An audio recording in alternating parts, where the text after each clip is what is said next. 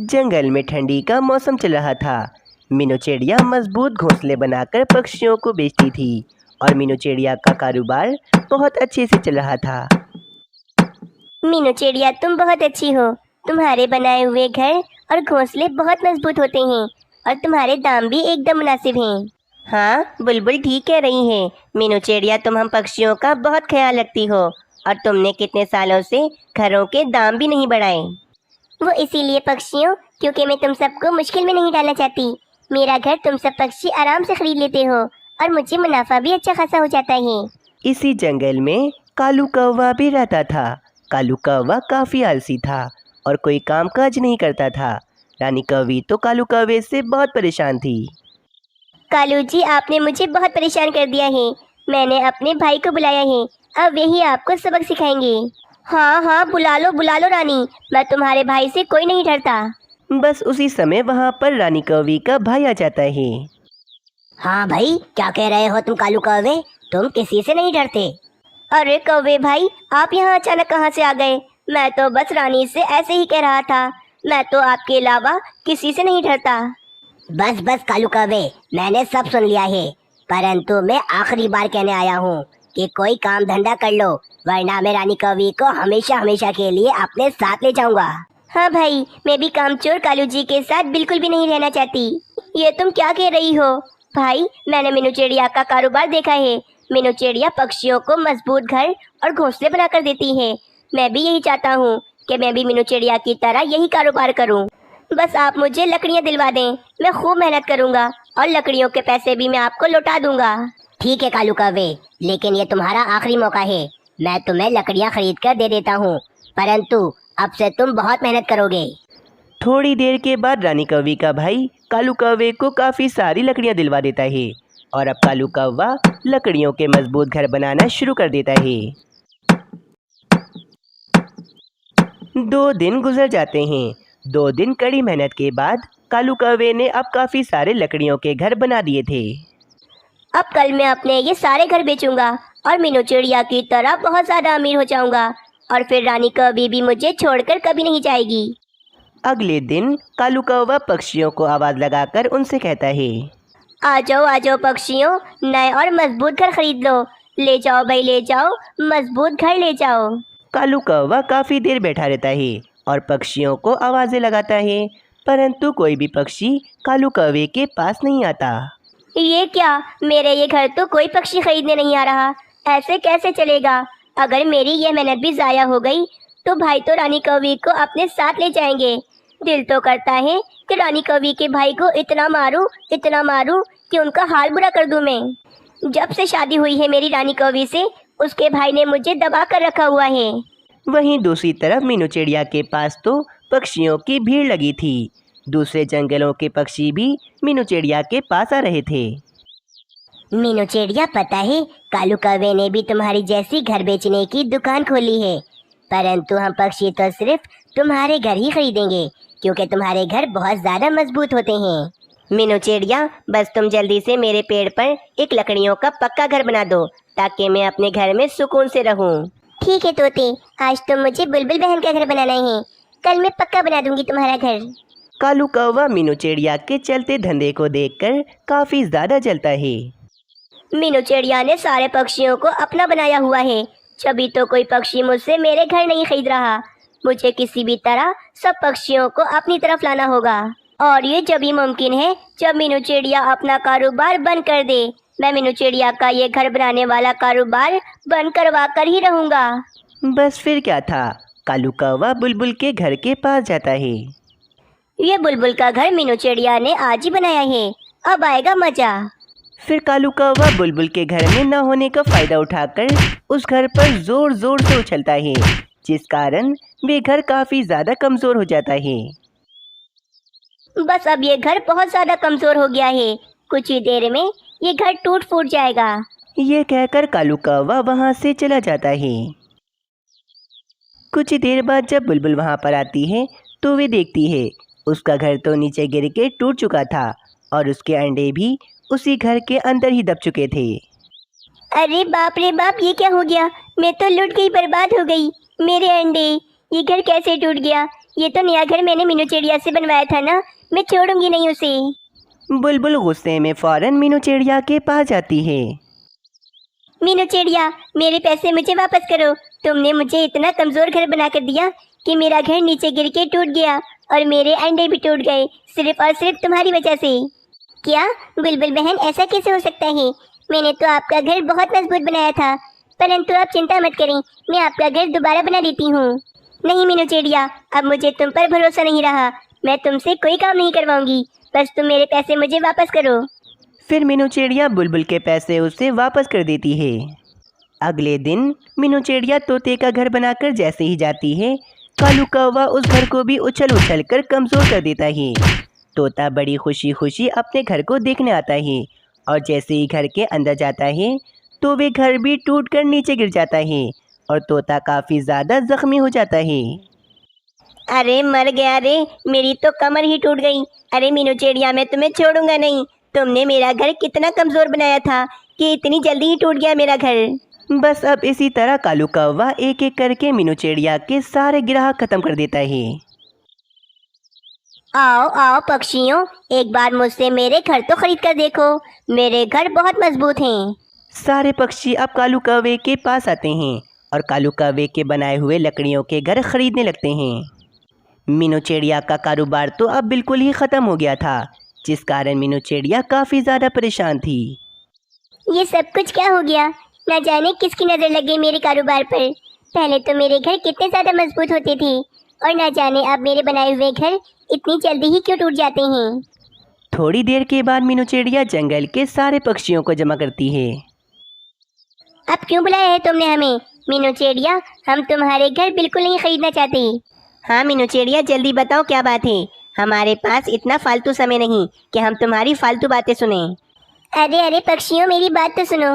मुझे लगता है कि मेरे वे घर कोई जानबूझकर तोड़ रहा है, क्योंकि मेरे साथ ऐसा कभी नहीं हुआ। और मुझे तो कालू कौवे पर शक है, क्योंकि जब से कालू कौवे ने अपना घरों का कारोबार शुरू किया है, मेरे घर जभी से टूटने लगे हैं। जरूर इन सब के पीछे उस कालू कौवे का ही हाथ है। बस एक बार तुम सब मेरा साथ दो, भले मुझसे घर न बनवाओ। एक बार तोते, तुम मुझसे घर बनाने का नाटक करो, मैं छुप कर देखूंगी कि वे घर कैसे टूटता है आखिर। ठीक है मीनू चिड़िया, अगर तुम कहती हो तो मैं तुम्हारा साथ देने को तैयार हूँ। देखते हैं कि आखिर इसमें गलती किसकी है। बस फिर अगले दिन मीनू चिड़िया कालू कौवे को दिखाने के लिए एक पेड़ पर घर बना रही थी। अरे भाई, ये मीनू चिड़िया किस पक्षी का घर बना रही है? जिसका भी हो, मैं तो आज इस घर को तोड़ दूंगा। शाम होने पर मीनू चिड़िया वे घर बनाकर वहाँ से चली जाती है और सब पक्षी और मीनू चिड़िया छुपकर उस घर पर नज़र रखे हुए थे। बस मीनू चिड़िया के वहाँ से जाते ही कालू कौवा उस घर के पास आता है और उस घर पर ज़ोर ज़ोर से उछलने लगता है। सारे पक्षी ये देखकर कालू कौवे पर बहुत ज़्यादा गुस्सा होते हैं और सारे पक्षी फ़ौरन से कालू कौवे के पास जाते हैं। बेवकूफ़ कौवे, तुम्हें क्या लगा कि मैं बेवकूफ़ हूँ? तुम इस तरह कर करके अपना कारोबार चमका रहे हो, परंतु आज सब पक्षियों ने तुम्हें देख लिया है और आज हम पक्षी तुम्हें छोड़ेंगे नहीं। हाँ हाँ पक्षियों, आज इस कालू कौवे को छोड़ेंगे नहीं, इसे आज बहुत मारेंगे। चलो मारो इसे। बस सारे पक्षी अपना अपना गुस्सा कालू कौवे पर निकालने लगते हैं और इस तरह कालू कौवे को अपनी गलती की सज़ा मिल जाती है। एक जंगल में तेज बारिशें हो रही होती हैं। उसी समय एक पेड़ से एक चील का अंडा जमीन पर आकर गिर जाता है और वे पानी में बहकर आगे निकल जाता है। अगले दिन बारिशें भी रुक जाती हैं और वे अंडा पानी में बहते बहते एक पेड़ के पास आकर रुक जाता है। वहीं से एक सोनू चिड़िया भी गुजर रही होती है। सोनू चिड़िया की नज़र उसी अंडे पर पड़ती है तो सोनू चिड़िया फौरन उस बड़े से अंडे के पास आती है। अरे ये अंडा किस पक्षी का है? ये अंडा तो काफी ही बड़ा है, शायद ये चील का है, परंतु ये कितना बड़ा है, क्यों ना मैं इसे अपना ही अंडा बना लूं। अगर मैं इस अंडे को यहीं पर छोड़कर चली गई तो कोई दुष्ट उल्लू इस अंडे को तोड़कर पी जाएगा। इससे बेहतर तो इस अंडे को मैं अपने साथ ही ले जाती हूँ। ये कहकर सोनू चिड़िया भी बड़ा सा अंडा अपने पंजों में पकड़कर अपने साथ ले जाती है। सोनू चिड़िया अपने 2 अंडों के साथ चील का बड़ा सा अंडा भी रख देती है। कुछ दिनों के बाद इन तीनों अंडों में से 3 बच्चे निकलते हैं। एक चिड़ा, दूसरी चिड़िया और तीसरा एक चील का बच्चा होता है। सोनू चिड़िया ने चिड़िया का नाम मीनू चिड़िया रखा था और चिड़े का नाम मानो चिड़ा रखा था, और तो और उस चील के बच्चे का नाम बबलू चील रखा था। अरे वाह भाई, मेरे तीनों ही बच्चे कितने ही सुंदर हैं। मेरे प्यारे बच्चों, तुम तीनों को बहुत भूख लग रही होगी। मैं तुम तीनों को अभी भोजन खिलाती हूँ। फिर सोनू चिड़िया भोजन लेने के लिए चली जाती है। अरे भाई सोनू चिड़िया, मैंने सुना है कि तुम एक चील के बच्चे को पाल रही हो। चीलें तो हमारी दुश्मन होती हैं। भला चील के बच्चे को पालकर तुम्हें क्या मिलेगा? वे बबलू चील बहुत मासूम है। मैं अब इसे अकेला नहीं छोड़ सकती हूँ। अब मैंने सोच लिया है कि मैं बबलू चील को पाल पोस कर बड़ा कर लूंगी। कुछ दिनों के बाद अब वे बच्चे थोड़े बड़े हो जाते हैं और अब उन तीनों को उड़ना भी आ जाता है। और अब यहीं सोनू चिड़िया की तबीयत भी काफी ज्यादा खराब रहती थी। एक दिन की बात है, एक दिन सोनू चिड़िया मीनू चिड़िया से कहती है, मेरी बेटी मीनू चिड़िया, मुझे तुम्हें एक बात बतानी है। वो जो तुम्हारा भाई बबलू है, वो मेरा बेटा नहीं बल्कि वे तो एक चील का बेटा है। मम्मा, आप ये क्या कह रही हो? आपने इतनी बड़ी बात बबलू चील से क्यों छुपाई है? वैसे भी बचपन से ही मुझे बबलू चील हमसे कुछ अलग लगता था। मीनू चिड़िया, तुम मानो चिड़े और बबलू चील से बड़ी हो, इसीलिए मैंने तुम्हें ये बात बता दी, क्योंकि मुझे लगता है कि अब मेरा आखिरी समय आने ही वाला है। मीनू चिड़िया, तुम बबलू चील को इसकी सच्चाई कभी भी मत बताना, वरना बबलू चील तुम्हें और मानो चिड़े को छोड़कर चला जाएगा। बस इतना कहते ही सोनू चिड़िया उसी समय मर जाती है। मीनू चिड़िया अपनी मम्मा की मौत पर काफी ज्यादा दुखी हो जाती है। मम्मा, मैं आपकी आखिरी ख्वाहिश जरूर पूरी करूंगी और बबलू चील को हमेशा हमारा भाई बनाकर रखूंगी। अगले दिन मानो चिड़ा और बबलू चील आसमान में उड़ रहे होते हैं कि उन्हें सामने एक चील उड़ती हुई दिखती है। अरे मानो चिड़े, ये इतना बड़ा पक्षी कौन है? इसको तो मैं पहली बार देख रहा हूँ। अरे बबलू, ये तो बहुत ताकतवर चील है जो बहुत ऊंचा उड़ सकती है, परंतु तुम बिल्कुल इस ताकतवर चील जैसे क्यों लग रहे हो? नहीं नहीं, मैं भला इस ताकतवर चील जैसा क्यों लगूंगा? मैं तो एक चिड़िया का बच्चा हूँ ना। हाँ, तुम ठीक कहते हो। मैं कुछ ज्यादा ही सोच रहा हूँ, शायद मुझे इसी वजह से लग रहा है। रात हो जाती है। मीनू चिड़िया और मानो चिड़ा सो रहे होते हैं, परंतु वे बबलू चील अभी तक जाग रहा होता है। इस मानो चिड़े की बात मुझे बहुत परेशान कर रही है। मुझे तो समझ में नहीं आ रहा कि वे ताकतवर चील मुझ में क्यों मिल रही थी। कहीं वे मानो चिड़ा ठीक तो नहीं कह रहा था ना कि मैं वाकई एक चील में मिलता हूँ? परंतु ऐसा कैसे हो सकता है? मैं तो एक चिड़िया का बच्चा हूँ, परंतु मैंने तो आज तक अपने आप को कभी देखा ही नहीं है कि मैं कैसा दिखता हूँ। जब मैं छोटा था तो मेरी मम्मा ने मुझे बताया था कि मुझे अपने आप को कभी भी देखना हो तो मैं पानी के पास चला जाऊं। मैं अपने आप को आसानी से देख सकता हूँ। मैं कल सुबह होते ही अपने जंगल की पास वाली नदी के पास चला जाऊंगा। ये कहकर बबलू चील भी आराम से सो जाता है। अगली सुबह हो जाती है। बबलू चील फौरन एक तालाब के पास आ जाता है और इस तालाब के पानी में अपने आप को देखने लगता है और कहता है, अरे, उस मानो चिड़े की बात एकदम ठीक थी। मैं तो उस ताकतवर चील में ही मिल रहा हूँ। कहीं ऐसा तो नहीं कि मैं एक चील का ही बच्चा हूँ? हाँ, अब मैं समझ गया हूँ, इन सब पक्षियों ने मुझसे मेरी सच्चाई छुपाकर मुझे धोखा दिया है। मैं सच में एक चील का ही बच्चा हूँ। और फिर गुस्से में बबलू चील मीनू चिड़िया और मानो चिड़े के पास चला जाता है। मीनू चिड़िया, मानो चिड़े, तुम दोनों ने मुझे धोखा दिया है।